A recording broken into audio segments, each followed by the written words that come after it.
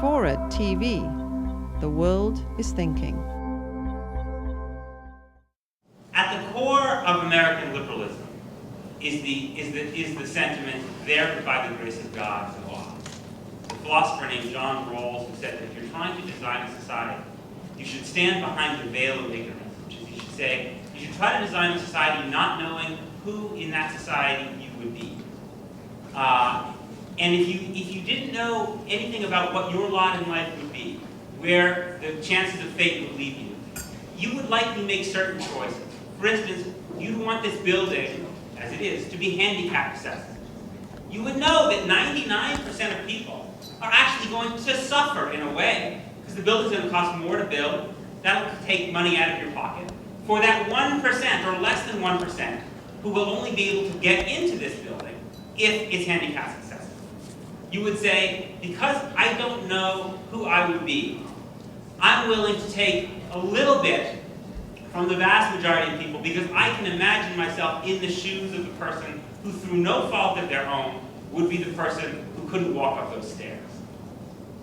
You would imagine that you could be gay, and you would say, I would want, if I were gay, to have all the same equal rights as people who aren't. You would say, I want a society in which people can get rich. I want a society in which the free market allows you to go start a business and reap a lot of the fruit of your labor.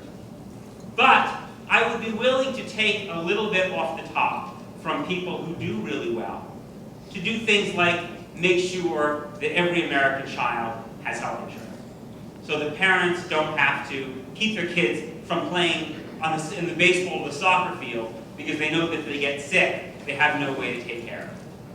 You would make a series of decisions, it seems to me, that are very different than the kind of winner-take-all mentality that you tend to find in American conservatism. The idea that America is at its best when we allow people to rise and fall. Conservatives would say on their merits. Sometimes it is on their merits, but very often it's because of the luck of the draw, because of how they were born, or because of what happens to them. We would not want a society, for instance, we would want a society that recognized that when bad things happen to people, that we can come together as a society and try to help them out, even if it requires a little more from people who are doing really well. If we all went out, as many conservatives wanted to do, and tried to get health care for ourselves, let the free market reign, most of you guys would have no trouble at all. You're young, you're healthy, people would love to give you health care. You know why? Because they don't think you're going to get sick. You would pay very, very little money. But old people, sick people, people born with chronic diseases, no one would give them health care at all, because they would lose a ton of money on those people.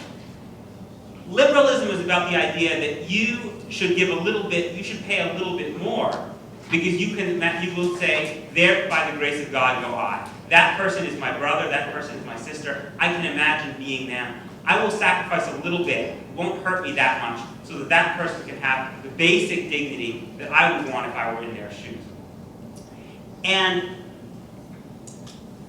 this idea is not only, it seems to me, moral, it also provides social peace as well as social justice.